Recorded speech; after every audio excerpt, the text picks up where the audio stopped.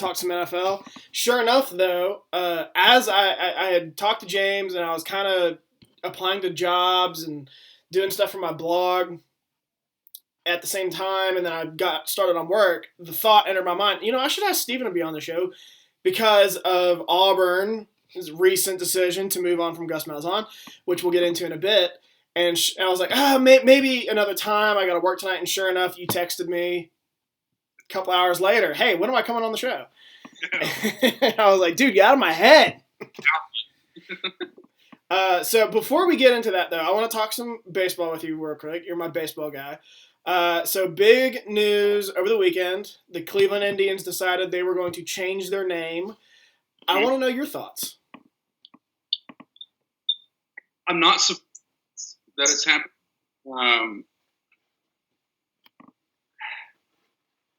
Yeah, I mean, the writing was on the wall after Washington made the decision. The main thing is surprise. I just don't know what exactly they're going to do. We've kind of talked about it a little bit. There's not really a good name for them. They've been the Indians for 110 years. So. 105, I believe. Yeah, it's over 100 for sure. Yeah. Or plus, and we just don't see. It's just so synonymous with the Cleveland baseball. Both of these names, Washington Redskins, had been around a while. Not as long as the Indians. I didn't know that, but I think they got started in 1932. I'm sure. So that's 70, almost 80 years right there, or no, almost 90 years, I believe. Yeah, almost 90. It's just, it's a product of the time, I guess. Like I said, I'm not surprised, but it was going to happen. I have a suspicion that's going to happen to the Braves one day too. We're gonna have problems if that happens. Yeah, I would have more of a problem with the Braves and Illinois Fighting Illini and Kansas City Chiefs. And Chicago Blackhawks is another, even though that's not a real Native American tribe. Yeah, I have a feeling this is going to kind of start snowballing, if you will. It's just like I said, it's just kind of the product of the times. It's going to start happening more and more. Correct me if I'm wrong, Shane. Yes. Was Syracuse not the Orange Men when we were growing up? Sorry, I got some Christmas cookies that I'm eating. What's your cookies, bro? I just finished off the gingerbread. So I split off. My mom made some gingerbread men and some one of these delicacies. It's like a chocolate peanut butter thing with a Reese's cup in the middle. Sure. And I've gone on these pretty hard. My brother's coming in next week. I want to save him a little bit, so I split a gingerbread man in half. I just finished off the head, and then I'm only having one. I'm trying to limit myself right now. Proud of you, bud. Yeah, because I know my brother's going to be pissed. Yeah. All right, so anyway. I legit was just thinking about this the other day. I was like, weren't they called the Orange Men? And my mom was in the room, and I asked her. She didn't know. She said, I've only known them as the Orange. I could have sworn they were the Orange Men, when we were kids. Yeah, I could have sworn they were too, and that has changed since, and now they just got a big orange. The other one I know for sure is the St. John's Red Storm. They were I think the Red Men. They were the Red Men, yeah. And now they're the Red Storm. And that goes along with Redskins. I don't have a problem with that. If it was Orange Men, I don't have a problem with that. I can see how that's offensive. Right. But this has been my whole thing. Same with the Redskins. I get it. I can see how that's offensive, even though I think study has shown that Native Americans don't really find it offensive. I could be wrong, but... No. Two, Indians, while I don't think that's offensive, it's historically inaccurate. And right. I don't have a problem with them changing it necessarily. It's just a shame because, like you said, it's been synonymous with Cleveland for over 100 years. So I don't necessarily have a problem with it. But when we start getting into these, like the Kansas City Chiefs, I will have a problem with it. Because the Chiefs, in my opinion, is a nod, and I always do this, I don't know why, but a nod to Native American culture. Same with the Atlanta Braves. I didn't know this, and I knew they had some sort of affiliation with Native American culture. I wasn't sure what, or like what it was, but a Brave is a rank, supposedly, in the Native American, pecking order, whatever you want to say. A Brave was the first line of defense in a battle. They were the first ones charging, hence why they were called the Braves, because they were brave. They were first ones to die, probably. So, again, I don't see how that's offensive. That is a ode to your culture, in my opinion. Yeah, I don't know. I agree with you. I think it's just so crazy because you see, I brought up Illinois, and you bring up like places like Florida State, where they have and those are the other ones. Again, that's an ode to your culture. They have these deep-rooted connections to those particular tribes, the Illini tribe and the Seminole tribe. Right, I know Seminoles were. I assume the Illini were. I'm not 100% sure. Yeah, and it's like they don't. The Seminole Nation. Utah Utes, another one. The Utes, the Utah Utes. Like they don't have a problem with it because they see it as a celebration of their culture and not as a in the vein of Redskins or Orangemen as a derogatory toward culture. The thing that I think could get them in trouble is the term fighting. Yeah. Makes it seem like they were savages or something. You know what I mean? Yeah, I totally understand that. Because I think North Dakota State had the same problem. They weren't always the bison, as they say up there, even though I just say bison. Right. They weren't always that. I'm pretty sure at one point they were the Fighting Sioux.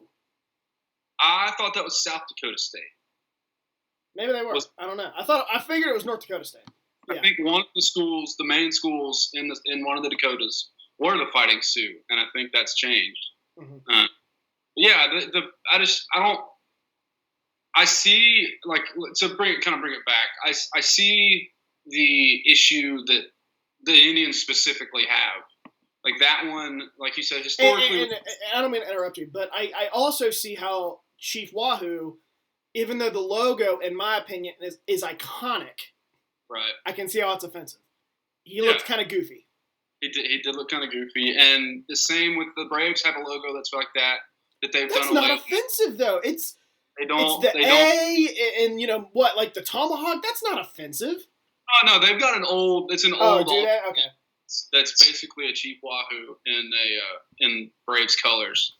And they've since done away with it. They did away with it a while ago. Probably around the time the Chief Wahoo went defunct. But yeah, I like those type things I see, like we're saying.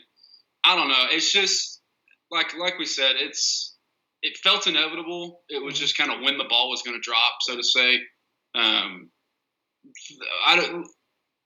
To kind of move on, I don't know if you have seen the options for renaming the team, but they're all just. I was going to get into that.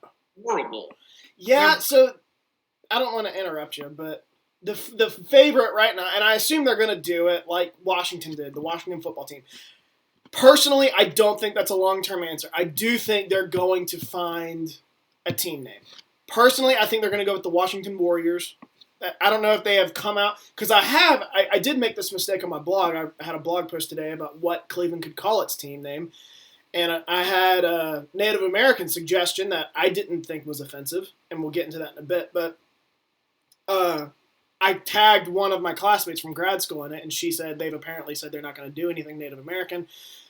Completely missed that, so I look stupid, but so probably not, but I think they're going to probably just go with the Cleveland Baseball Club for the 2021 season. Sorry, I forgot what year it was going to be at first. And I don't have a problem with that. Take a year off, do some research, polls, make the right decision, and come up with something that your fans will love. Especially for Cleveland, because Cleveland, this is a name that, as we said, has been synonymous with Cleveland for a long time. I think I would imagine that's probably the oldest professional team in Cleveland. It's got to be. I know it's older than the Browns and probably the Cavs. So. Gotta be, absolutely. But yeah, I saw Cleveland Baseball Club. I think was the favorite. It was like club/team. I was like, if you're a baseball team, you got to go with club. That sounds better. Yeah. Then the second was the Spiders. So I want to say the Spiders. I don't hate that name, and it is it's relevant to them because back in the day, I did some research. There were 3 professional baseball teams in Cleveland. One was called the Cleveland Spiders, and I thought, okay, yeah, that's kind of cool, and it's also kind of an underused name. Because I think spiders, to a lot of people, I mean, arachnophobia is one of the biggest fears in the world. Spiders are scary. You don't want to play a spider. You don't want to face a spider. I don't have arachnophobia, but I can see how they're creepy to people. They're also associated with everything horror. So, they're just a scary thing. So that would be kind of cool, I think. What do you think? Yeah. I that was what I immediately thought of when I saw that they were going to change it because I knew that there was. It didn't make sense until I did research. I was like, why the Spiders? I knew that there was a team called the Spiders there in Cleveland, back before the formation of the major leagues, or the formation of what was then the American and the National League, and then the whole thing. So I knew that was a possibility because of the historical, because there's a precedent there. But after that, I saw things like the Cleveland Rocks. I forgot to mention that. But I mean, you can't. I don't think you can do the Rocks because you got Colorado Rockies and the Rockers was another one. I totally agree. I don't think they'll want that. MLB will want that.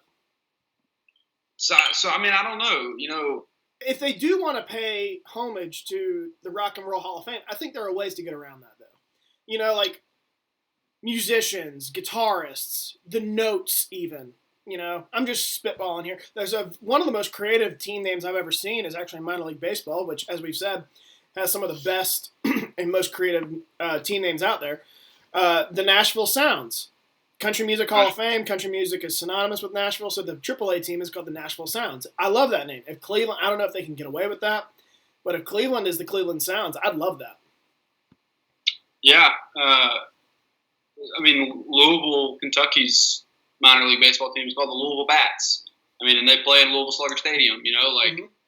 There's, I don't know. It's just, it's weird to see these teams that like we've said are so synonymous with the sport in that city. The Redskins, and the Indians just kind of go by the wayside as or in terms of their not marketability, but their identity. It's just kind of gone. I mean, for like we said, 90 years and 105 years, they've been the Redskins and the Indians, and I don't know. It's weird. It's going to be weird, but I mean, like I said, it's kind of how the times are going. So there were a few others I saw. One was the Blue Sox, which I think it'd be really lazy. I wouldn't really have a problem with it. But there's already a Red Sox and a White Sox. I don't think we can also have a Blue Sox. There was also one that I do kind of like, the Cleveland Lakers. Makes more sense there than it does in L.A. There's no lakes in L.A. Obviously, I know that they were originally in Minnesota and moved to L.A., but I don't hate that. If they're the Cleveland Lakers, the problem with that is you're going to be overshadowed by the L.A. Lakers. It does not matter. There were a few others I saw. I saw the Cleveland Naps, which I don't like. I know it's historical to them because they were called the Cleveland Naps before the Cleveland Indians after Napoleon LaJoie, I think was his name, who played for them. I personally don't like that. I get why they would potentially consider it, but to me it just makes me think of going to sleep. Yeah, everybody loves a nap. I think the best thing I saw was the Cleveland Wild Things, and that was my wild card. That's the one I'm hoping for. Cleveland Wild Things. I really think it could work. You keep that Block C logo, and I think as a secondary, use the skull and crossbones that's in on the bridge of Charlie Sheen's character in Major League, and maybe on the skull have the mohawk from the baseball on the cover or the poster of the movie. Yeah. I think it could be easy. Yeah, that would be really cool. I'm hoping for wild things, just like I'm hoping Washington goes with the Washington Sentinels after the replacements. That would be good. I just, I don't have faith in the people that make decisions to pull that trigger. That's too. It's baseball. I don't think would let that happen. I don't know. Just too old school. The one that I want more than the Wild Things, but it's likely not going to happen. This was the suggestion I had on my blog, was just go with the Cleveland Tribe. The Tribe has been the nickname of the Cleveland Indians for years. Just make it the official name. I don't think it's offensive. I don't see how it could be taken as offensive because these people were tribes. They were just different tribes. So just call them the Cleveland Tribe. I don't hate that. That was one I saw too. And I kind of dismissed it as, they won't stick with Native American terminology because I also saw like the Cleveland Cuyahoga, that's another one I considered. In my research, I couldn't find anything that said there was a tribe in that area called Cuyahoga. Cuyahoga, no one seems to know where it came from. I know that the Cuyahoga River is called, it's named after Cuyahoga River, Cuyahoga County. In that sense, it makes sense because, Cleveland is in in that area. Cuyahoga River runs through it, and it's in Cuyahoga County. Problem is, no one knows where Cuyahoga, the term, came from. Like, there's different stories, apparently. Yeah. And it's not named after a local tribe. That makes sense, then. It wouldn't be offensive. It's Native American sounding, but it wouldn't be offensive because it's made up. Yeah. Yeah. All right, so that's kind of it. What do you think? I do want to ask you this, though. What do you think about Steve Cohen getting the Mets? I think it's huge. I think it's big. I think it's big to get. I saw, of all the owners of Major League Baseball, I saw someone post a while back their net worth. Right. Cohen has it by 10 miles. Yeah, he's the richest owner now. I mean by a large margin. He's at, I think, like $12 billion or something like that. It's over double-digit billions of dollars. And then, the next guy might have been 2 or 3 billion. It was insane. Good for him. I think it's big because he's shown that he, in difference to some other owners of pro sports franchises and Major League Baseball especially, only really care about making money, and he wants to field a winner. He wants to win, and he's shown it already he just signed James McCann. Mm-hmm. That was a big signing. He's well into trying to get Francisco Lindor and Trevor Bauer to come to New York. I saw the rumor today is Nolan Arenado. And yeah, I don't want to talk about that, but because we've been trying to get him to St. Louis for 2 years. I mean, yeah, if he's serious about all these things, that shows that he wants to put a winner on the field. And I don't think Wilpon wanted to do that. I think he wanted to make as much money as possible. Yeah.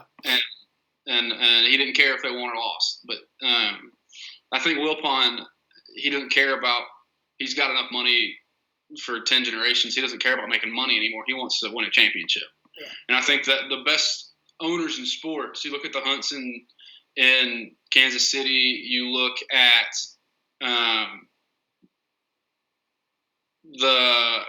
I'm trying to think of some other ones. Jerry Jones, as much as he is maligned, he wants to win. I'm not sure there's an owner out there who is as committed to making money as he is to winning, and has been good at both or great at both.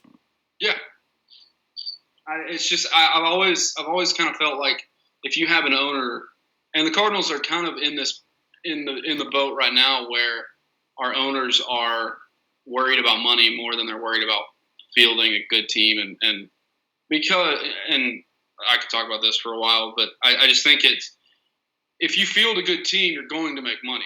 People are going to want to come to the games. People are going to want to buy the merch. People are going to want to watch TV. People are going to want to sell ads on your television and in your outfield and wherever. It's going to success breeds success, and even if it crosses from baseball success into monetary success. it makes sense to try your best to field a competitive team other than just let's try to make as much money as we can. Right. We won't stay too much longer on baseball, but I do like the GM hire he made. Brought in the assistant GM from Arizona to New York. Arizona's done a pretty good job drafting and developing guys, so I think that's a pretty good hire. I like small market guys that have a lot of experience drafting and developing and turning and working with little and turning it into a lot, and then they can in turn go to a big market team where they have all the resources in the world and do basically everything they can and whatever they want to and make a winner. Yeah. I do like that. All right, so that's enough baseball. We still got months until baseball, but obviously I wanted to bring that up because Cleveland was a pretty big news story. So let's talk football. Obviously, the big news over the weekend is that your Auburn Tigers elected to not just move on, but fire Gus Malzahn. It was a move that I think you and some of the Auburn friends I know, like William, were ready for. The relationship had gotten a little stale. Would you say that's accurate? Yeah, I think there was a huge divide in the Auburn fan base of, especially this year, guys that have wanted him gone for a long time and still wanted him gone, and people that people that understood, and I was kind of in this boat. People that understand the brevity of this year and how we're not making any money and how it would be a bad look to fire a coach that hasn't had a losing season in 8 years, that has taken us to SEC championships, won one, been to a BC, been to an I forgot about 2017. I mean, but yes, there was definitely a large majority of Auburn fans that were tired of Gus and that have been rubbed wrong by his antics and his coaching style. Like, I get that. He is a different breed. He's not a face of the program CEO like you see in like Dabo Swinney or Nick Saban to an extent. Dan Mullen, Lane Kiffin especially. He's not he's a coaching. He's a savant in coaching. He's not a savant in personal relationships, or relationships to fans, boosters, administration, things like that. So definitely had rubbed people the wrong way. I was really surprised that the move was made, but yeah, I mean, this is one of, it's not very many, but about 5 or 6 Power 5 institutions that have elected to move on from a head coach. Auburn's one, Vanderbilt's one, South Carolina, Illinois, yes, Arizona, and I think there's one more that I'm forgetting, but I can't think of it off the top of my head. There are a few more out there that I think are wild cards. People might laugh at me, but I think Ed Orgeron's kind of on the hot seat right now, not from what he did this past year, but from the allegations against his program right now in terms of sexual abuse. Yeah, that's a big one. I think the big one that dropped today is Texas is keeping Tom Herman. Yeah, that was over the weekend, I believe. But that's kind of like, there was a rumor that they were going to get rid of, like, the rumor was if he lost to Iowa State, he was gone. They lost, didn't make a move, and I thought, well, maybe they're waiting until after the season. They won big against, I forget who, Kansas State maybe. Then they come out and say he's keeping his job, and I'm like, well, that's not totally surprising, especially after they couldn't get Urban Meyer, apparently, which I'm not surprised. I remember someone saying, like, apparently Urban Meyer's wife is looking for places to live in Austin. Oh, my gosh. And everyone's like, yeah, because why wouldn't someone want to live in Austin where there's art, where there's music, where there's nightlife? Well, yeah, it's not just Texas. There's a lot to do in Austin. Yeah, definitely. Another one is Texas, obviously. Like, if they play in a bowl game and get embarrassed, maybe they go back on their word and fire them. There were a few more. One was Virginia Tech, Justin Fuente, who has regressed just about every year. Like started off with 10 wins, then 9 wins, 7 wins, and I think 8 wins last year. Now 4 wins, and they've already opted out of a bowl game. So that was one. Oh, Arizona. No, I already said Arizona. But Arizona, I get it because Kevin Sumlin had only won 9 games in 3 years. They finished 0-5 this year, and we're coming off a beating. Absolute I mean, a beating against Arizona State. Old country boy ass whooping. And here I am. Your in-state rival too, yeah. Here I am bitching about West Virginia losing to a top 10 team in Iowa State. If things go well this weekend, an upset happens, they win the Big 12 championship. They're sniffing at the college football playoff, and I'm bitching about losing to them 42-6. And I'm like, we need to be better than this. Then the next week, I see the score come up on Twitter that Arizona lost 70-7 to Arizona State, and I'm like, whew. At least it ain't that bad. I mean, yeah. Lord, the boys just had no. They didn't want to play off. Nothing. They didn't. They just wanted exercise and pressure. Yeah. Like, good God. So you and William and some others, and including myself, have thrown out some suggestions for the next head coach of the Auburn Tigers. I got a little bit of a bone to pick with you over one suggestion that you made, and I think this is funny. This is why I wanted to have you on to talk about it. But you suggested, and I think I even have it verbatim. You said, "I have it in my mind that we're going to steal Neil Brown." I got a bone to pick with you over that. I was way not serious about that, and then I thought about it, and I was like, it wouldn't be a horrible hire. It wouldn't be a horrible hire at all. I mean, I'm a Neil Brown guy. I'm a WVU fan, obviously. Sure. So this was the job I was worried about because I knew how you guys felt, and I'm sure the majority of the Auburn fans felt that they wanted to see Malzahn go. So I knew it was likely coming at some point. Maybe not this year. I thought they would give him at least one more year, but next year maybe. They decided on this year. This is the one job that I was worried about because he was linked to South Carolina. I never bought South Carolina. Like, that's a sidestep at best from West Virginia and South Carolina. I would say a demotion. I mean, you get more money probably, but... Yeah, you probably get more money, but it's...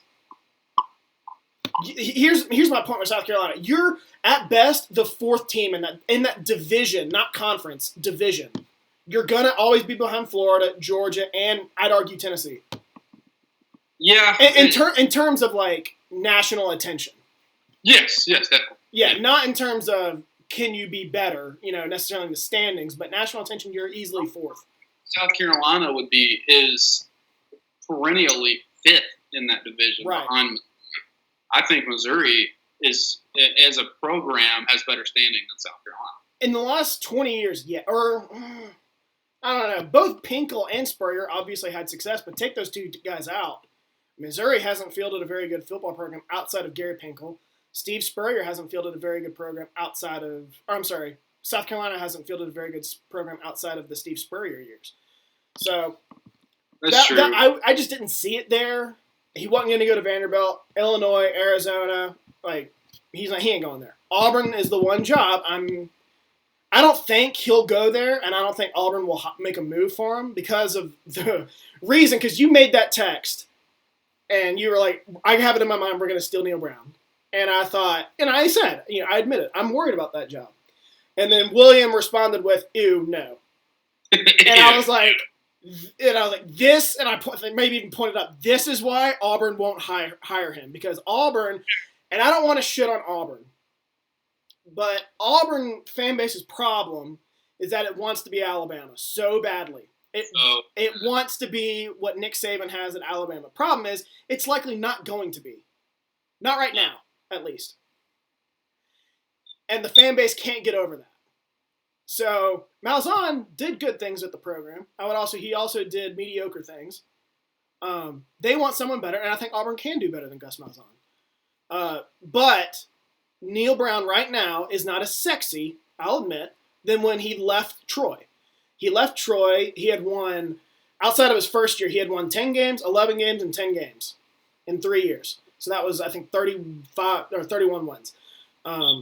He won 35 total.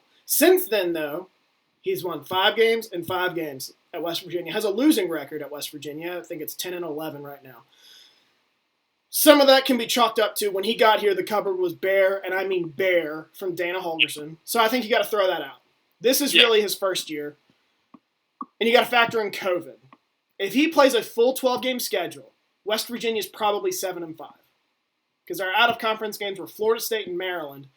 We had a game get canceled against Oklahoma. We probably go 2-1 in those games. 7-5. I think the reputation would be a little bit better, you know. Yeah, I definitely agree with you that Neil Brown and I'll be honest, I sent that text a little bit sarcastically. Right. I don't think there's a part of you that thinks you can. Like, I think he would go there. Oh yeah, I'm 100% sure that if offered, I think Neil Brown would take it. I don't think right now, give it a year or two if he builds West Virginia up, I don't think he'd do it right now. He could get a job of Auburn's caliber. Yes. If once he starts having success, that I'll think he will have at West Virginia. He to me, he doesn't seem like a guy who, and the rumors on the message board from people who are who have talked to him or are in his inner circle have said, like, he's not going anywhere until he gets West Virginia to where he wants him to be. So right. I don't think he's going anywhere for another 1 or 2, 3 more years. I totally agree with that. Absolutely. And when that comes up, and let's pretend he does have a very Matt Campbell-like season at Iowa State where he gets West Virginia in the conversation of college football playoff, Big 12 championship, then you talk about it. Yeah. I do. I mean, I wouldn't have said it if I didn't like Neil Brown. I do like Neil Brown. I just don't think he's there yet. But, I mean, I don't know if you want to kind of go through candidates or what, but yeah. So I think there are some really good candidates out there. I kind of disagree. So the thing I didn't say here in my opening remarks, I guess, if you will, is that I don't know if there is a coach right now that is better than what we had with Gus Malzahn. Unless we were able to get a James Franklin. Steal someone that you're not thinking, that you wouldn't think would be interested pretty much. Exactly. If we could get James Franklin, if we could get Luke Fickell, if we could get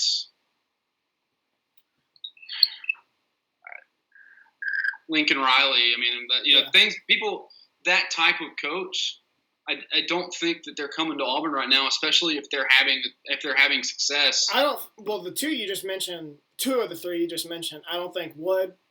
Lincoln Riley's got it pretty much made in Oklahoma. He's from Texas. That was it. James Franklin's from not Penn State, but Pennsylvania. Has it pretty much cooking at Penn State recently, at least not so much this year. I don't see that necessarily happening. You could talk me into, I don't know. I can't think of anyone right. But the name that you did mention is one of the guys that I have on my list is Luke Fickell. I think, and you, I don't think are as crazy about it as I am because you said he doesn't have experience in the Southeast recruiting wise. Personally, I think that's kind of bullshit. Yeah, I don't know. I think that's overblown. I think it makes more of a difference if I don't know. I think it makes more of a difference than you're thinking it does because if he is only recruiting, correct me if I'm wrong, he's only been at Ohio State and Cincinnati in like major roles, right? Yeah, so this is Luke Fickell's background. He is from Ohio. I think he's from Columbus, but from Ohio. Played at Ohio State. The only time he hasn't been at Ohio State, I think, is when he might have played and might have gotten a chance in the NFL or Arena League, something like that. Then he goes back to coaching, GA at Ohio State, position coach at Ohio State, defensive coordinator at Ohio State, interim head coach at Ohio State, back to defensive coordinator. Then he leaves for Cincinnati, also in Ohio. He's known nothing but Ohio. And I have seen a lot of people, especially from Michigan, think that they can steal him from Cincinnati. And I'm like, I don't know what fantasy world you're living in. if this were any other coach, like if Brian Kelly was still at Michigan, I think you'd have a very good chance. Not Luke Fickell. Not Luke Fickell. He's such an Ohio Stater. I totally agree, and that's why I kind of think that plays into it because, and while I know Ohio State recruits nationally now, they're not as regional as they once were. I think it matters to have experience recruiting in South Florida, in Louisiana. Cincinnati does get into the Southeast a little bit. I mean, yeah, I know. I mean, like I said, that and I mean that's a big enough job. He can get the staff he wants. Who have experience recruiting that area. That kind of sticks out to me as a reason not to hire him. And I know it's small. I know it's not like we don't want to hire him because he doesn't run the system that we have players for, or he's been an asshole to all his boosters. It's not like it's a small reason, but it's a reason nonetheless. And I think we have to think about all of these reasons because, we paid $21 million to get rid of a coach that had a 700 winning. So you factor that in, along with athletic departments taking a huge hit this year. This is more the reason why I don't think Auburn would go after Neil Brown, because then they'd have to pay his buyout, a Power 5 institution's buyout, which I don't think is very much. I think it's only about $5 million at the worst. But that adds up. You're talking almost $25 million at that point in a year where it's not going to be easy financially. Right, and that's your best bet is to go after a small school guy right now. I agree, or you just take the year off and go with an interim head coach for a year. I think North Carolina did that a while back before hiring Larry Fedora. I don't know, man. I think that this has if we've already committed to this $21 million, I think it has to be a step up. I don't think we can regress in our head coaching talent. I do not think will have been worth this 21.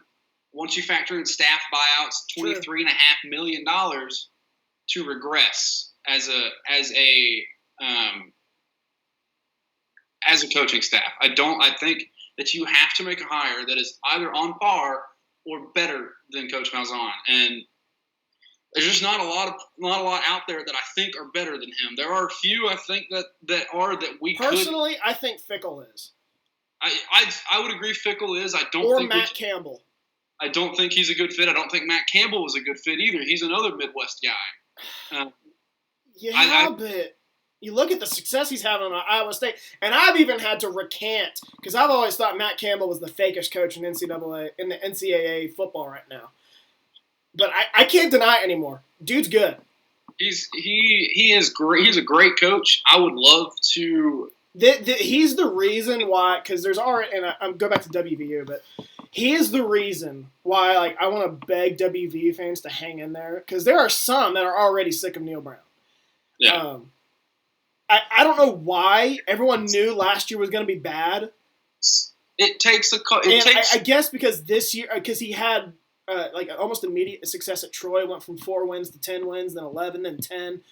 I guess that's what fans expected. I didn't. I thought best case scenario this year, maybe we get to 9 wins, but I thought 7-5 was more likely. And like I said, if we play a full 12-game schedule and COVID doesn't happen, I think that we would have done that with a chance to win an 8th game in the bowl game. Yeah. And not only that, I broke down in terms of statistically how many points were scored offensively his first year at Troy compared to his second, same at WVU. It's the exact same. His offenses at Troy scored a touchdown more from year 1 to year 2. His defense allowed a touchdown less year 1 to year 2. He's doing the same thing here. The only difference is he's not winning the close games, which I can forgive right now. It's only year 2. Difficult to win in power conferences. I mean, yes. close game in the Sun Belt and a close game in the Big 12 are completely different. Yeah. So, I don't know. But anyway, like I was saying, Matt Campbell's the reason why I want to tell people, look, he's in his 5th year. And we got blown out, but he had the dudes that he wanted, that he wanted to build with. Give Brown this 3rd or maybe even 4th recruiting class. See what he can do when he has his own dudes in there. Because a lot of people want to move on after year 3 even. I'm still not even sure that that's long enough. No, I agree. You got to let a coach get his system and his players, and I think the same is true with coordinators. And the NFL is one thing. I think you can. I don't think people should be fired in the NFL after 1 year, but like after 2 years with an NFL coach, probably what you see is what you're going to get. Same with a coordinator. But I agree. Coordinators, I think, should get at least 2 years at the college level, because most coordinators are only 2-year contracts anyway, unless you're like a big deal coordinator like a Brett Venables, Kevin Steele. Yeah, but unless you're one of those guys, you're only going to get likely a 2, maybe even 3-year deal. So I think you got to give it those full 2 years. I agree. I don't know. I guess move on to candidates. There's just like we're saying. The big ones now are Mario Cristobal at Oregon. So I'm not that crazy about Cristobal. He's a great recruiter. I don't think he's a great X's and O's guy. Plus, I think he's cheating at Oregon. Well, it's pretty easy to cheat at Oregon when you got Phil Knight behind it. But like he's recruiting better than Chip Kelly did. Yeah. And I know that Chip Kelly hated recruiting, so that might have factored into it. But no, I agree. The pros I have for Cristobal are great recruiter and is really good at developing talent on the O-line and the D-line, which is something that's that background. Trenches it has a problem with right now, especially on the offensive line. And to bring somebody in that's his specialty, I think would be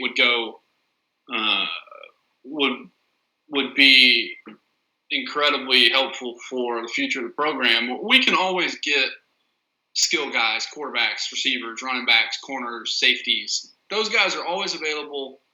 What's more difficult to recruit is guys in the trenches that a lot of times they don't have to be those 4- and 5-star recruits. If they have the body, they can, or even the frame, they can be built into and turn into a Derek Brown and Marlon Davidson, Derek Brown was a big recruit. Marlon Davidson wasn't all that big of a recruit. He just got in and worked his butt off and got coached up and turned into a second-round draft pick. I mean, I think having somebody that is able to do that on the offensive line, where we haven't had success outside of Braden Smith and Greg Robinson,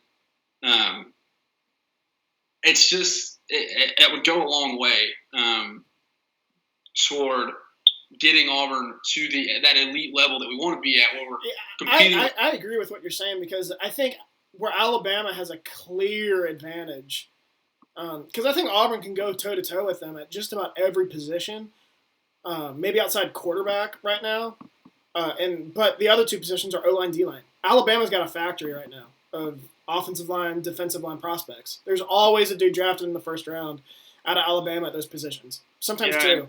Georgia's the same way. They're just churning out NFL draft prospects on the O-line and the D-line, and Auburn just cannot keep up. And it's a problem when those are your two biggest rivals. They're the two most successful programs in the conference. Who was the other team you said? Georgia. And you play them every year at the end of the year. Well, not anymore. But it's so difficult when you're basically chalk at every position except offensive line and defensive line, and that's where you win ball games in the SEC. And it's just so difficult to compete when you don't have talent and depth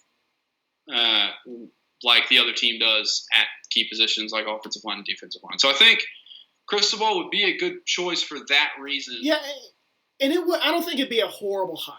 Like if that's a decision, just as a college football fan, I'd be like, I think it's the best possible hire. I saw the Oregon's, I think, Board of Governors, I believe today, is meeting today or yesterday. Meeting tomorrow to discuss. Meet about Cristobal. Another thing about Cristobal that fits what you have been talking about is he's kind of a Southeastern guy. Miami. Yeah, which, I mean, that's not Southeast, but it is geographically. He was at LSU for a little bit. His main experience was with Alabama. Yeah. He head coaching gig at FIU. Yeah, I remember he was in the running, I believe, for Pitt's head coaching job like a decade ago. And then they ended up hiring, I think, a dude from the MAC. I can't remember what school, maybe Ball. No, it was Miami of Ohio. And they fired him after just a few weeks because I think he punched his wife or his girlfriend or something, got arrested. Yeah, this was like 2010 or 2011. Then they fired him, and then they hired Todd Graham, who left after a year to go to Arizona State, got fired there. Then they hired Paul Christ, who's now at Wisconsin. He was there for 3 years, I believe. Now they got Pratt Narduzzi, who took over after Paul Christ. But anyway, I just want to throw that out there. Yeah, So I mean, I don't know. There's just no other good candidates that I think are reasonable for us to get. Hugh Freeze has said he doesn't want the job. Is that right? I haven't seen that. I saw that today. That said, or maybe I saw an article and I didn't click on it. Right. He said that he's no longer in the running, or sources have said that. That's interesting. That would be a guy that I think could be a difference maker at Auburn. He could be, but a lot of people view that as a status quo hire, is not raising the program. That's a lot of people view him as basically bringing in another Gus. The one thing I'm surprised that Auburn fans don't. I'm not surprised because clearly Hugh Freeze has his own baggage. But it sounds like he's cleaned it up. I mean, I don't know, but it sounds like he has, which good for him if he has. But one of the other reasons I'm surprised Auburn fans are hesitant toward him is because he actually was successful against Alabama. You know, he played them 4 times, I believe, won twice, almost won 3 times. He had success. So I'm surprised Auburn fans don't want that, because at the end of the day, if Auburn beats Alabama, it's a successful season. Right, and I think that... And honestly, Malzahn was competitive too. That's what kept his job for a few times. Most competitive coach against Nick Saban. Yes. He has the most wins against Nick Saban of any coach. That's crazy. And I think the problem... That's crazy. One of these Power 5 schools is going to pick up Malzahn, I think, and it's going to be kind of a steal. I think he's going to go to Arizona and be the head coach at Arizona. I don't. Arizona's kind of a shit show. Well, yeah, they are. But like I think Illinois, maybe Vanderbilt, but I don't know. He already hired a coach, though. Did they? That's right. They're hiring a Notre Dame assistant. Notre Dame assistant that went to Vandy. I don't know. I could see him at, like... Texas. You know what I could see? I think he's a Southeast guy. I mean, he's from where? Texas, isn't he? He's from Arkansas. Oh, is he? I know he, I think, went to Arkansas. I thought he was from Texas, but all right. He coached in a city a couple miles from here for a long time. That's where he kind of made his name. I could really see him taking a job that is vacated by a Group of 5 school, a Group of 5 coach, and like a Billy Napier. Like, say Auburn hires Billy Napier. That's another name I've been meaning to get to. Louisiana Lafayette. I could see him taking that job. I could see him taking, if somebody hires a guy out of Coastal Carolina, I could see him taking that job. Somebody hires Hugh Freeze, I could see him taking the Liberty job. Yeah. There are a lot of places. Gus is one of those guys that I don't think would take a year off and do radio or do TV. He's a coach, and he wants to coach. So, but I mean, like I said, I don't think Hugh Freeze is going to come. The name that's kind of popped up lately has been Lane Kiffin, weirdly enough. Apparently he's linked to the club. Lane, here's the thing with Lane. I fully believe Lane had too much success early in his career, and that really hurt him. He was successful at USC, took the job with the Oakland Raiders, was way in over his head, gets fired, goes to Tennessee, is there for a year, kind of leaves, in the cover of night to USC to be the head coach, and Tennessee fans are still bitter about it, I believe. Probably. Lane's reputation from that, I think, is warranted. but it does feel like he's completely changed it around since going to Alabama. He was at FAU, and it really does feel like he took his time to pick his next job instead of just taking, the next better job that came his way. There were, I think, several schools that reached out to him when he was at FAU, and he waited and waited. Ole Miss comes open, whoop, there he is. And I do believe that's a perfect fit for him at Ole Miss. Yeah, I do too. Not that he'd be a bad fit at Auburn. I think he would be a good fit at Auburn, but he's better at Ole Miss. I agree. That's why I was kind of surprised. And today is when I read that he's either interested in the job or has had contact. That's to get more money or an extension. And he had a fairly successful season. They were a high scoring offense. They were. He definitely did his job. So, I follow him on Twitter. Sounds like he's recruiting the hell out of it. Yeah, of course. Yeah, we know he can recruit. We know that's one thing he can do. Hey, by the way, shout out to our high school classmate Michael Niswander, who works there now. He does work for Lane. I think he's a Lane lifer now. I heard my brothers. I obviously listen to Pardon My Take too, but my brother listens to it more religiously than I do, and he said that when Lane Kiffin was on the show, I don't know, about a month ago, that he gave Niswander a shout out. I forget what for, but I was like, oh yeah, I gotta listen to that, and I never have. Yeah, it's good for him. He's making his way up. I like that. Yep. Good to see your boy. Maybe he was, or maybe I can't remember. Is he there? I know he was at Samford. Yeah. Maybe he's not at Samford anymore. He's at Ole Miss, or was at Ole Miss, and is at Samford now. I don't remember, but he's definitely at Ole Miss now. Is he now? Okay, I thought so. Yeah, he left Samford to go to Ole Miss. Okay. Yeah, there's just the weird thing about this job is there's been so many names that have been linked to it that I can't really make names have kind of fallen off now. I mean, there were some weird. I mean, Dan Quinn was linked to it early.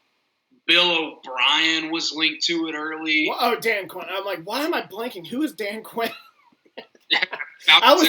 My brain was thinking college, so I was like, what? Dan Quinn? Yeah, Dan Quinn. Exactly. I just don't.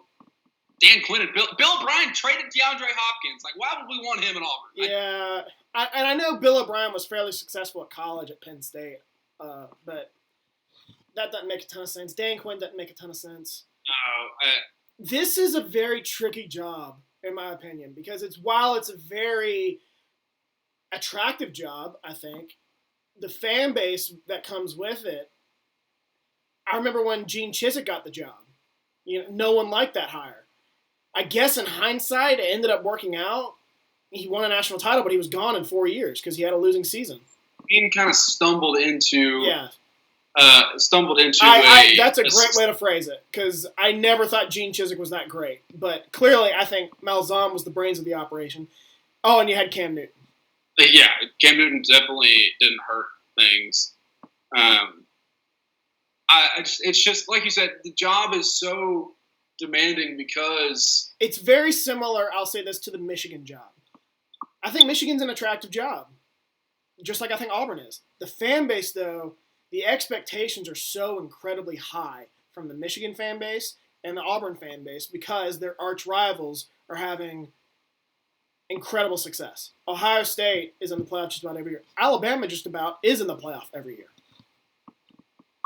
Yeah. I mean, it's just... Those fan bases are so incredibly jealous that their arch rivals having more success than them. And the problem they want someone big, and I'm just not sure that they can land it. The problem is that the expectations have changed at Auburn because we've tasted that success recently. We've been to 2 national championship games in the last 10 years. We've been to 3 SEC championship games. I mean, outside of Alabama, you could argue that Auburn has had the most success. Yeah, I don't even think that's a debate. Well, LSU. I forgot about LSU. Teams like Florida, Georgia, and LSU, you can have the debate that Auburn has had the most success outside of Alabama. In the last decade, for sure. Florida has, before Dan Mullen, Florida sucked. He stunk. Yeah, awesome. and they've been good under Mullen. I still don't think they're there yet. This is his 3rd year. LSU, I think, is the only program outside of Alabama that can argue it's had more success than Auburn. But Auburn's right there, 3rd. I would totally, and it's not just about beating Alabama, going 9-3, 8-4. Auburn fans want so desperately to be in a playoff picture every year, to be like at the end of the season too. I mean, we're in playoff positions, and we've been in playoff positions, and we've been in playoff contention before. Just haven't really made it over that hump yet, and we just so desperately want to be in that contention and in that conversation every year. I just don't think we're there quite yet. I know that we can get there. I know that we have the talent, we have the backing, we have the allure to get that type of talent to Auburn. I just don't think I don't think we're there quite yet, and I think the problem has always been the way the administration at Auburn kind of views things, which is bad and to say, but that is changing now, and I think that's why I'm so big on this has to be a good hire. This cannot be because even Gus has proven he can get us there. He can get us over that hump. So that's why I'm so big on this has to be a good hire. This has to be a hire. This is getting to kind of that old cliche of you better know who you're going to get. We're great. I think we're a great program. I think we're teetering, and if we can get bumped up to that elite level, that's where we want to be, and we're just not there quite yet. And I think getting the right coach will get us there. That's why I'm so big on making sure. And why I hate that right now the leader in the clubhouse is Kevin Steele. I love Kevin Steele. I think he's a great, great football coach. I think he's a great defensive coordinator. It's still hilarious to me that he's landed and had success because this is the same dude who was at Clemson and gave up 70 points to West Virginia in the Orange Bowl. It's just good for him, but I just think it's funny. I just think it's a little bit of good old boy mentality and that Auburn has had for years. I didn't realize this until I looked at it. After Tuberville left, we hired one of his defensive coordinators, in Gene Chizik. Yep. After Gene Chizik left, we hired one of his offensive coordinators, in Gus Malzahn. And after Gus Malzahn left, we're looking at hiring one of his defensive coordinators, Kevin Steele. And it even goes back to after Shug Jordan left, we hired one of his defensive coordinators, Pat Dye. And after Pat Dye left, we hired one of his offensive coordinators, Terry Bowden. My biggest fears when Dana Holgorsen left was that Shane Lyons, our athletic director, was going to hire Tony Gibson. Tony Gibson was the defensive coordinator at West Virginia. I love Tony Gibson. He's not only from West Virginia, he's from the same county that my family's from, Boone County. You'll never meet someone from Boone County. It's in the middle of nowhere. My grandfather knew Tony Gibson's dad. I mean, it's just one of those deals. I love him for that. He wasn't head coach material. And I was genuinely worried because West Virginia was in the same boat for a long time. We got to get a West Virginia boy in here. Rich Rodriguez, Bill Stewart. They wanted Tony Gibson. Some of the fan base wanted Tony Gibson because they have that mindset of someone's going to leave for a better job. We might as well hire one of our own because then they'll never leave. Instead of just, taking the best guy available. Right. And I don't think, with these new expectations, I don't think that Kevin Steele is that person. Yeah. And like I said, I hate it for a couple of reasons. I hate it because Kevin Steele is the best damn defensive coordinator in the country. And okay, I think Brent Venables has something to say about that. I understand it's debatable, and I understand that I'm biased, but I mean, it's like I don't want to lose him as our DC. But I also just don't think he's head coach material. He's in the same boat as Will Muschamp. He's in the same boat as Muschamp. How many times are people going to make that mistake?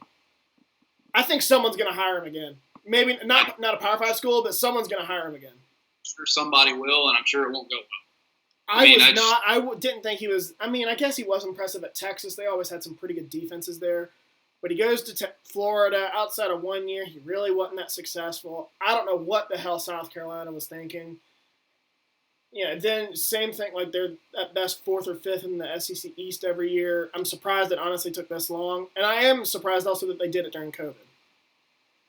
Yeah, um, they got they did the thing that we're talking about. They went out and got a Shane Beamer as a.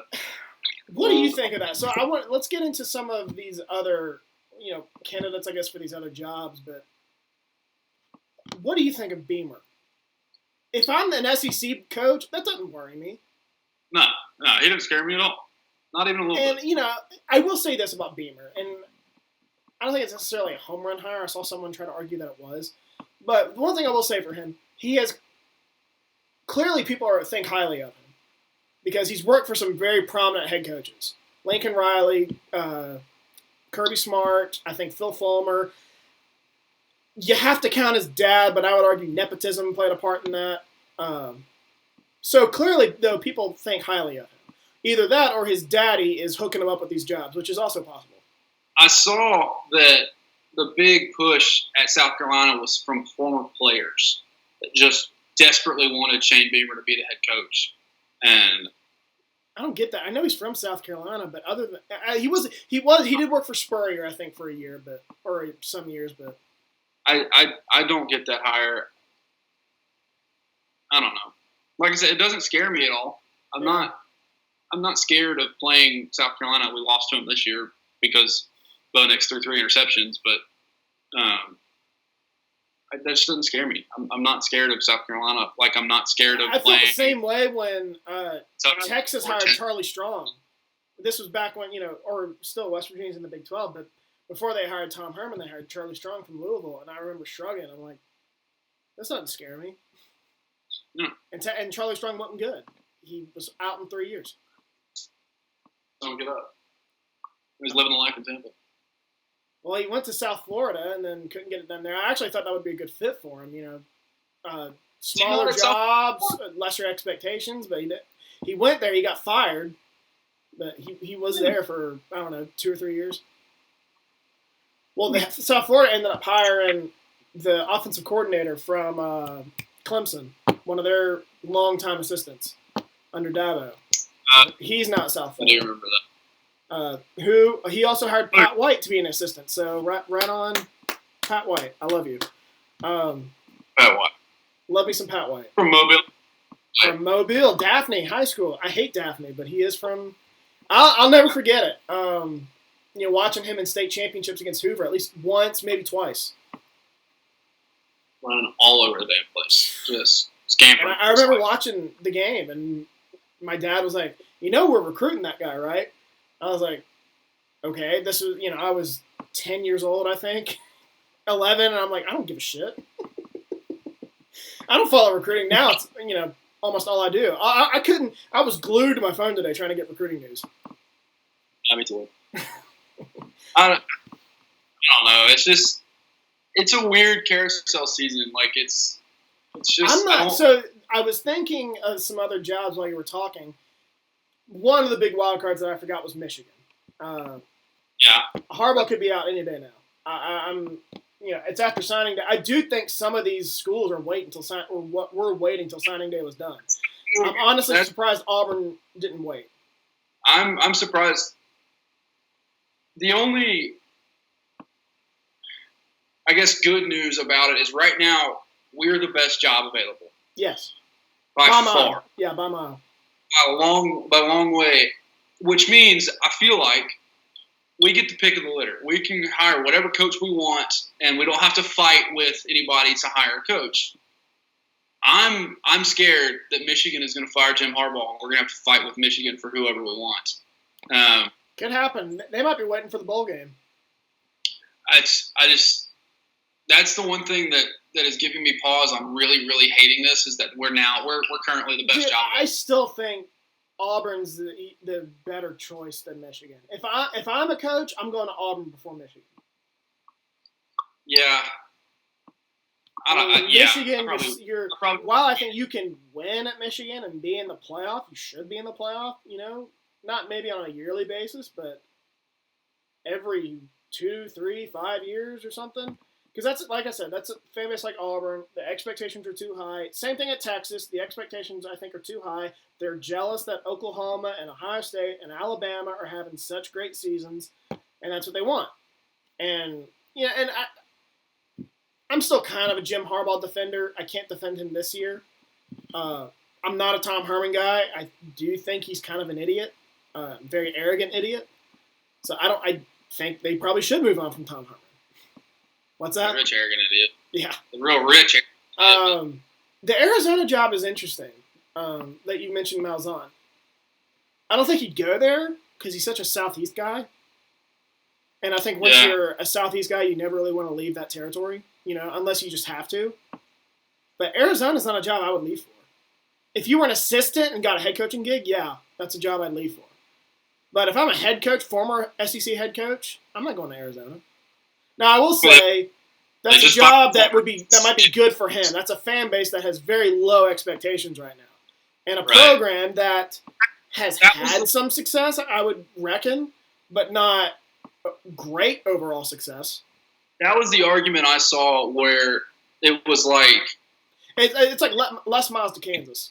He could go to an Arizona or a Cal or wherever and go 8-4, 9-3 every year and be a god to that athletic department. He could go, he could go and win 8 out of 10 against Arizona State and beat USC a couple times, and beat Oregon a couple times, and beat Utah a couple times, and just be worshipped by that football program.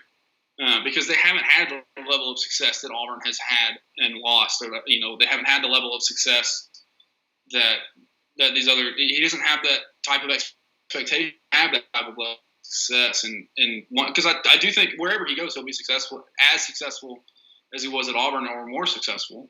I think he's a great football coach. I just think the expectations got to him and caught up with him. And like I said, if you go to a place like Arizona – where that's not weighing down on you every day and you have to listen to talk radio and go on talk radio and answer all these dumb questions. I mean, I think you can go there and be revered for going 8-4, 9-3. I think it'd be a good job for him. I just don't think he'd take it. I think he'd probably take a coordinator before going out there. I don't know. That's just my opinion. Man. Just speaking as a fellow Southerner, I left for West Virginia, but it was home. You know what I mean? Right. And here I am looking for jobs. I'm only applying to the South because, that's where I would want to be. Somewhere in the South, not necessarily Alabama, but I've applied to jobs in Alabama. I've applied to jobs several places. Florida, North Carolina, Texas. Those are the states I'm looking at right now. What? Ideally. It's great. So much fun. But, yeah, I'm trying to think. I don't think the SEC would take them right now. I mean, none of the jobs are open, obviously, but no, I think he's got to. I think he's got to take a couple years off. And I think what would be a good spot for him, if he wants to stay in this area, is a school like Texas Tech or Baylor. One of those schools, and Arkansas would be good, kind of. Arkansas is probably the best. Obviously, that's home for him. That's his alma mater. He went to school here. Yeah. And I don't think I don't know. You live in the area. Are expectations that high? Maybe when they're really good, but obviously right now the program's kind of in the toilet. Certainly not right now. Maybe when Petrino was there, but when Petrino was here, definitely. But certainly not right now. Did they go from who was the coach after Petrino? Oh, Brett Bielema. Duh. Yeah. That didn't. Man, I thought he would work out. So bad. He was not good. And he was good at Wisconsin. I really guess Paul Chryst was the brains of the operation. Because once he left, Wisconsin kind of tanked. And he was there maybe a year. I think they went 8-5 and went to the Rose Bowl, so you look past it. Then he gets the job at Arkansas. Just crazy. Trying to think of what other schools. I said Michigan, Texas, Virginia Tech might open up. Tennessee might. Tennessee, yeah, that's the one I'm waiting to drop in the SEC. Is Tennessee? Here's the thing. I don't think Tennessee is that attractive of a job right now. I think I can better than Jeremy Pruitt right now. See, I don't think Jeremy Pruitt's an idiot. he that was one of the hottest teams in the country last year, and then COVID happened. I don't think you should base your decision on this year. And that's why I think Auburn made a slight mistake. All these schools, with the exception of maybe Kevin Sumlin or South Carolina, made a mistake firing their guys. I don't think this is a good enough year to judge guys, especially if you're looking to hire someone, and let's pretend you hire a guy who, Coastal Carolina's coach. I think he clearly knows what he's doing, at least at the Group of 5 level. But if you've really seen his resume, it's not that impressive. No, and that's it's small schools. He might have Power 5 experience. I don't remember, but it's head coaching gigs at Delta State, Charleston Southern, Coastal Carolina. That doesn't do really anything for me. I don't know, man. And he might get a job, which good for him if he does. But I think that's a guy every Power 5 program needs to be let's wait until next year. Yeah. I could see him taking a job like Louisville if Satterfield leaves. That's a weird one, too, because I don't know what the heck was going on. His first year was pretty successful because Petrino, they fired him twice. Well, he left twice. I don't remember if they fired him, but this was his second stint. I believe they did fire him. And then they hire him or hire Satterfield. I thought, oh, that's a good hire, but I figured it would take time. First year he goes 8-5. Kind of gets hot at the end. I think they beat Kentucky, maybe not, but I think won the bowl game. Finishes 8-5. I'm like, okay, this dude knows what he's doing. And then COVID happens, and they fall apart. I think they're 3-7 this year. Maybe they make a bowl game, and he's apparently been interviewing other jobs, talking to other schools, and the athletic department's just okay with it. Yeah, it's weird. I don't know. And Satterfield is apparently the dude that North Carolina is set on hiring. From what I've read on message boards, North Carolina, UNC thinks that Matt Brown is going to be at North Carolina 3 or 4 years, bring in this crazy amount of talent, which he's done so far, and then he'll retire finally, or officially done forever, retire. They'll hire Scott Satterfield from Louisville, who I think is a UNC alum, good X and O's guy. We all thought anyway. And he'll take that talent and elevate North Carolina to a level it's never seen before. Right. I didn't know he was. I knew he came from Appalachian State. I didn't know he was a North Carolina guy. I think he is. That's what they made it seem, at least. Yeah. I don't. It's just such a weird year, man. Oh, USC is another job I think that could open. Maybe not now because Clay Helton's led them to the Pac-12 championship and Rose Bowl on the line. Hard to fire a coach after taking a team to the Rose Bowl. Yeah, definitely. Which, by the way, where's the Rose Bowl going to be played? It ain't going to be California. No clue. No idea. It's going to be a weird situation. I've heard McAfee talk about it, and people were making a big deal about kind of relocating it. And McAfee kind of shrugged, and he said, look, my freshman year, we played in the Sugar Bowl, and the game was in Atlanta because of Katrina. I don't see what the big deal is. And I was there for that game, and he's right. What's the big deal? Play it somewhere else. I've watched games in a lot of places, but there's something special. There is something special about the Rose Bowl. I completely agree. Why not just have it in Arizona? Once in a lifetime place to watch a game. Or you know what? If you still want the majesty of the Rose Bowl with the mountains in the background, obviously you can't duplicate the stadium itself. But with the mountains and the sunset, go to Mormon country and play at Utah. Utah or BYU. Play it there. Colorado. Yeah, Colorado. It depends on how these states, are handling COVID. Not to get political or anything. Arizona, I think, has shut things down. I don't know about Utah. I don't think Utah has. I don't know about Colorado necessarily. But it's weird. I didn't even think about that. Well, that's why California. Well, California, I think, has already said it's not going to play the Rose Bowl in California. Oh, okay, got to figure it out. I think at least. Maybe it's just speculation. not a college football playoff game this year? I think I've read that they are considering playing the bowl game elsewhere. Changing it, yeah. And then changing it from the Rose Bowl being a semifinal to one of the other 5 or 4 being a semifinal. Gotcha, because it's Rose and Sugar. Yes, this year. This year. Next year is Orange and Cotton, and then it's Peach and Fiesta. Fiesta, yeah. Which, again, I'm not sure if it matters if you play these elsewhere. Why can't it still be the Rose Bowl and just play it in Arizona or Dallas or New Mexico? I don't know. College football, people that run college football are so weird. And I think we could fix college football like that. We can fix a lot of things if I think everyone our age, not just us two, everyone our age. In my grad school classes, we would have all these different conversations about what the NCAA should do, and all of us were on the same page about everything.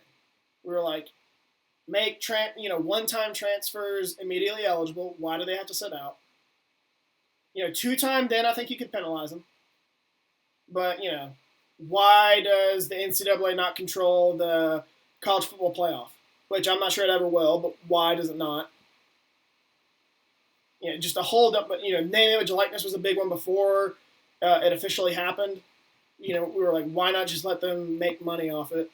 And in my opinion, that's the fairest way to compensate athletes because I do think they deserve some form of compensation. Definitely.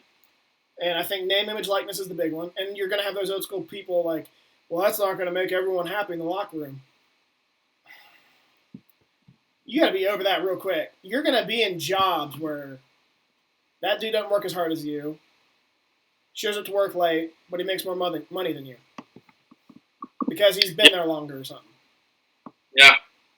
You got to get over that. It's pretty easy to work harder and put yourself in a position to be where that person is. So yeah, I agree with you. I mean, there's so many things that can be fixed that won't ever be fixed because they're idiots. And well, one of those 3 that I mentioned does sound like it's being fixed. Slowly but surely, it sounds like transfers aren't going to be penalized for transferring the first time. Well, today I think that one-time transfers in the NCAA, I don't know. I'm sure it's just because of COVID now, but the precedent's been set at that point. Why not just make it the official rule? Yeah. But I'm sure that's the reason for it. But if that's what gets it done, great, in my opinion.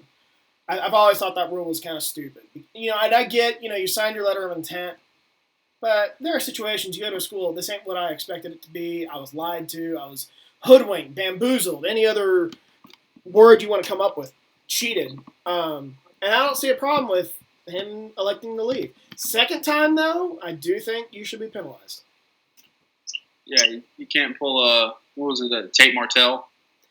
It's transferred twice now. Has he? I know he went from Ohio State to Miami. Didn't he? Yeah, I think or at least he's trying to transfer from Miami. Is he? Yeah. Hey, it's not impossible. West Virginia basketball had a dude several years ago, about 8 years ago, who was on the team and had been a 2-time transfer. He was at Oregon, transferred to Boston College, and then transferred to West Virginia. West Virginia was eligible. Only reason why is because he was a grad transfer. Yeah, and I think that's where you run into problems is that you have grad transfers and again, I don't have a problem with that. If you got your degree, fine. You should do whatever you want. That's a reward. Don't transfer twice. If you were gonna transfer twice, you got to get your degree. I don't really have a problem with that. You're gonna have the crowd that says, "Why should the degree be mandatory?" But that's just me. That crowd's dumb. Like that. I think that's a good rule. I mean, if you want, if you don't want to get penalized, stay in school, get your degree. If you want to play, at least, or you can just leave. That means you have to stay 2 years at least. I mean, depending, I guess. Depending, so I don't know. It's just we got way off topic here, but hey, now we're just talking about ways to fix college football. I think there's a lot of them. There's a lot of different things to fix. We could. I don't know. I saw Colin Cowherd mention scholarship reductions. go from 85 to 75. And I wouldn't have a huge problem with that. I don't know how I feel about that one. Come on. Like, I think Alabama and Clemson are way too – and Ohio State even. Just they have so much talent. Let's redistribute that a little bit. Cut down the scholarships so Alabama can't take 10 more 5 or 4 stars. And then you spread that out among everyone else. I know we're getting into a little bit of socialism here, but I get what you're saying. This, in my opinion, though, I've joked with my dad. This is not socialism. We're talking parity. There's a reason why the NFL makes so much money and why it's so popular. There's so much parity in the NFL. The talent is just about equal. College football, it is not. There is a huge disparity between Alabama, Clemson, and Illinois and Wake Forest. And even West Virginia and Texas Tech. You know, these other Power 5 schools that are medium. You're right. I mean, I think there you get into it takes the coaches are building programs like that. I think without Nick Saban, without Dabo Sweeney, you wouldn't get that type of talent. And I think they work hard. So Nick Saban leaves. There's still Dabo. There's still Ryan Day. There's still Lincoln Riley, if you want to throw him in the mix. Yeah, They're just gonna get those guys. Yeah, and that's assuming Alabama drops off in recruiting, which it might. I'm just so pessimistic about college right now. It's just, what was that? I'm just so pessimistic about college football right now that. Oh, believe me, I am too. I have been. This season has been a roller coaster ride for me, and I mean roller coaster ride. West Virginia has won every single game this year, with the exception of 2 back-to-back wins in October. It has been win, loss, win, loss, win, loss, like literally, week by week or game by game. It's been a win. Great. Let's see if we can get another loss. Shit, I feel horrible about the future of this program. Win. And great, let's get another win. Loss. What is with this program? Win. Great. Like, that has been the program this year. Like, I remember we played Texas Tech, this is a horrible loss, but we lost to Texas Tech and Lubbock, and I was ready to burn everything to the ground. I was like, there is no excuse to lose this game. Texas Tech is terrible. In the moment after that loss, the day of, I was ready to just strip it all down. I was like, get rid of everyone, fire everyone. It was just one of those. I was like, burn it all to the ground. I don't even care anymore. My mom and I went to my aunt's surprise birthday party, and we watched the game. And then, like, after the game was over, like, we went home, and my mom, or we were listening to the tail end of the game. That's what it was, and my mom was like, well, do you want to keep it here and listen to the post game? And before she could even get the question, I was like, no! I don't want to hear these people talk. I don't want to hear about how close we are. And then the very next week, what do? 16th ranked Kansas State comes to town, and we beat them by 4 touchdowns. Yeah. And then what a 180 I think I even went out on Twitter and I was like, because every Mountaineer fan was just going ballistic, and I was like, you know what? I'm not gonna enjoy it. Like, I don't deserve to enjoy this after the things I said last week. I was like, I don't deserve this. I'm happy that we won. But I'm not going to go over the top because I was ready to strip it all down last week, and I'm going to remember that. You know, I'm not going to pretend like it didn't happen. I remember that feeling. That feeling drives me. It was just weird. I was like, no, you know what? No, I'm not going to enjoy this. I don't deserve to enjoy this. I was like, I don't deserve this. Just funny. Yeah. It's bad. So, fantasy football. You and I are still in it. We are. Are we? Yeah. It's Brady / Bradley. I don't really know his name. It's a dude of a mutual friend of ours, or who's a mutual friend of a friend of ours. You, me, and Jared, I believe. Of course. Separate side of the bracket, but if we both win, we're in the Shiva Bowl. We still don't have a trophy name for it. No, we really got to get one of those. We got to up this up. This is on me too. I'm the commissioner of this thing. I got to take more pride in it.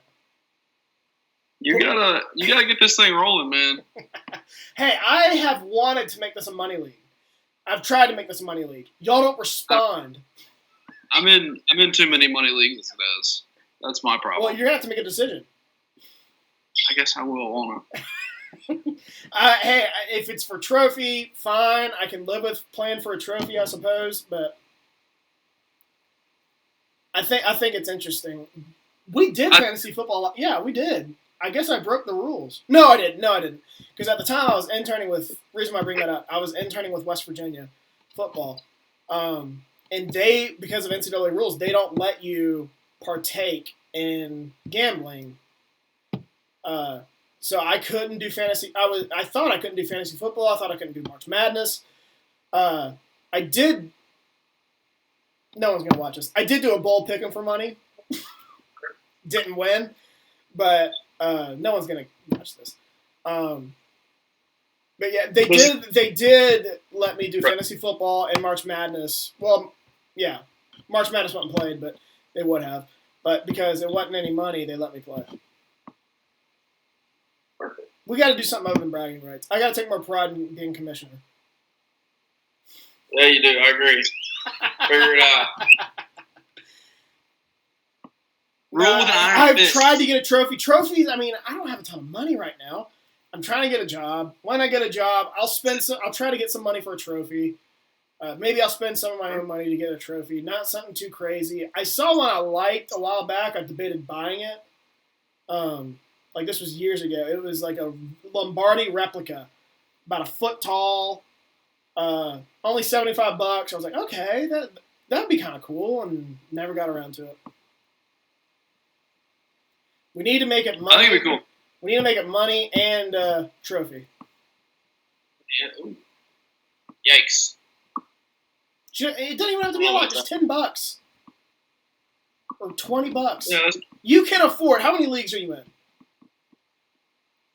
3, including ours. You can afford $60.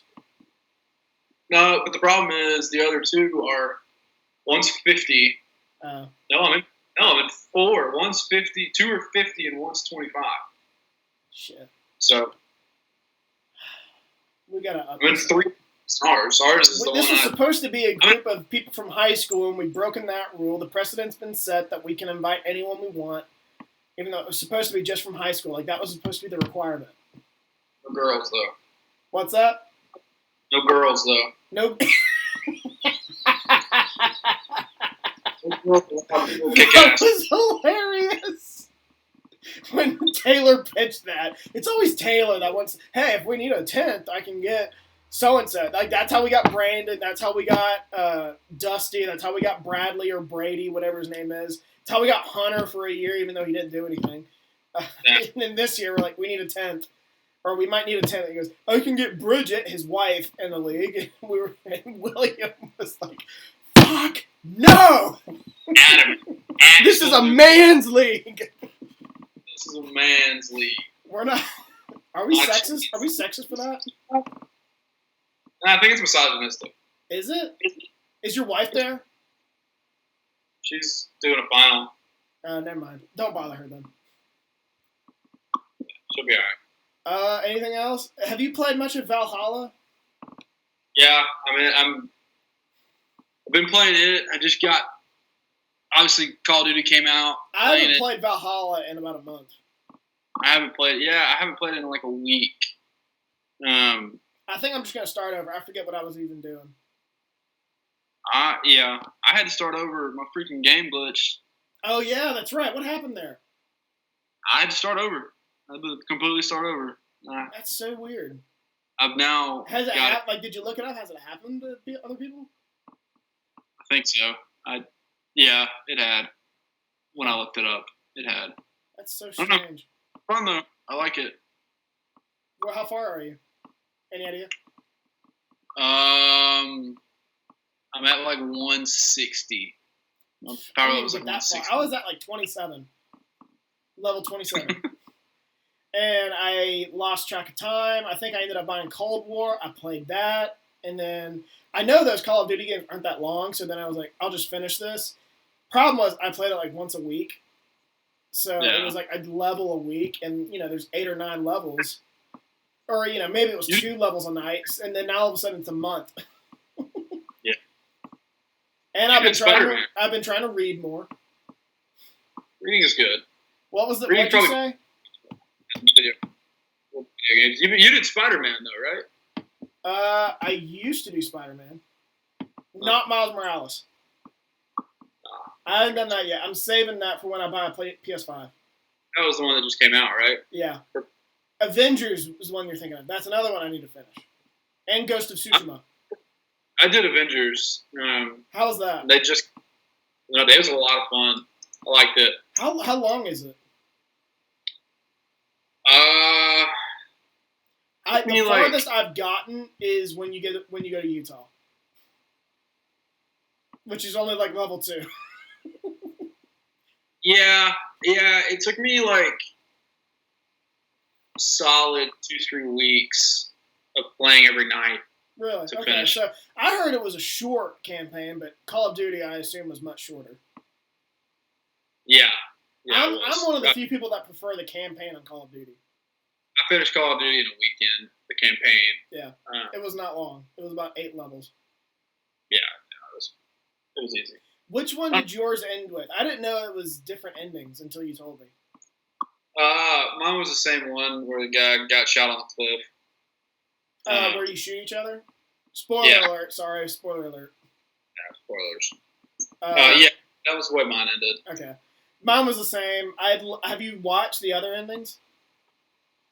No, I haven't. I need to. I watched them on YouTube. One of the bad ones, so there's 2 bad and then 1 good one. And honestly, one of the bad ones, I didn't hate so you're going to kill me when you hear this. Even though, spoiler alert, but the Soviets win in that bad one, I didn't hate it, even though America loses. It was a better ending. It's been always a pleasure, Shane. I knew that was going to happen. You're such a patriot. I love it. Hey, red-blooded. No, but it does. So it ends with when you when you have the decision to tell Adler the truth or lie to him. I assume we both told the truth. Where Perseus was located, which I did and you did. If you lie, it takes you to somewhere else, and the rest of the team, like you're there with the rest of the team, and they're figuring out that no one's there, and they're like, "What the hell, Bill?" Yeah. And sure enough, you have options, and you can go through the options, and it'll be like, fuck you, whatever, for doing that to me, or the whole mental games thing, and next thing you know, a Russian ambush happens. And, you're shooting the Americans, and, you kill all of them. It's kind of cool. Kind of cool. It's not, I don't like seeing America lose, but I was like, this isn't a bad ending. It's kind of badass. Dramatically it works. But it's dramatic, it's not everything's a happy ending. Which the good ending wasn't a happy ending either. You were shooting Adler, he shot you, were kind of open-ended. But the bad ending, I was like, this is like a Game of Thrones level ending. I don't hate it. It was unexpected. All right, man. I'll let you go. Always fun talking to you. I'll probably post this on, I don't know, maybe Friday, but I might just wait because we usually do our picks on Friday. Yeah. I might wait till Monday. Fingers crossed that Auburn hasn't made a coaching hire by then. If not, if they have, I got to get rid of this. I'll be like, well, I got to throw this away. Well, then we'll probably just redo it and be like, hey, what do you think of the hire? Yeah, that'll work. All right. I'll let you go. Always a pleasure. Take it easy. Later.